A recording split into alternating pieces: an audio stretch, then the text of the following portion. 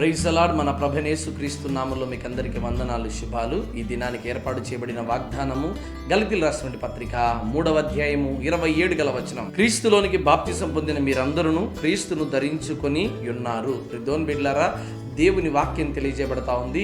క్రీస్తులోనికి వచ్చిన మీరందరూ కూడా క్రీస్తును ధరించుకొని ఉన్నారు అని దేవుని వాక్యం తెలియజేస్తుంది కదా.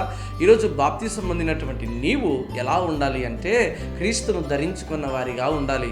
క్రీస్తు ధరించుకోవడం అంటే అర్థం ఏంటో తెలుసా?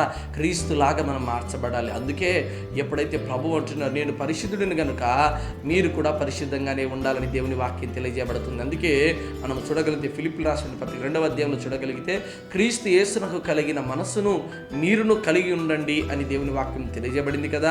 ఈరోజు బాప్తిసం పొందినటువంటి నీవు క్రీస్తును ధరించుకోవాలి. ప్రియమైన బిడ్డలారా, నీ మాటలోను, నీ చేతలోను, నీ నడవడికలోను, నువ్వు ప్రేమించే విధానంలోను, మాట్లాడే తీరులోను, ఇతరులను గౌరవించే విధానంలో అన్నిటి విషయంలో కూడా నువ్వు క్రీస్తును ధరించుకున్న వారిగా ఉండాలి. ప్రియమైన బిడ్డలారా, ఆలోచన చేసావా?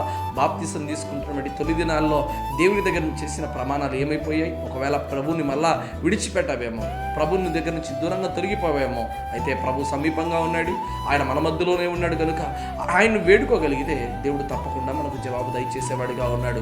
ప్రభు మనకు ఆశీర్వాదం అనుగ్రహించేవాడిగా మనకు ఉంటున్నాడు కనుక దేవుని దగ్గర మనం ప్రార్థన చేసేవారిగా ఉండాలి. మరి ముఖ్యంగా జ్ఞాపకం చేసుకోండి, క్రీస్తును ధరించిన వారిగా ఉండాలి. అందుకే మనం చూడగలిగితే క్రీస్తులోనికి బాప్తిసం పొందిన మీరు క్రీస్తులోనికి వచ్చారు. అందుకే ప్రభులాగా మార్చబడాలి, ప్రభులాగా ప్రేమించాలి, ప్రభులాగా అనేక మందికి సహాయం చేసేవారిగా ఉండాలి. దేవుని బిడ్డలారా, క్రీస్తును ధరించుకోండి, తద్వారా దేవునికి మహిమకరంగా బ్రతకండి.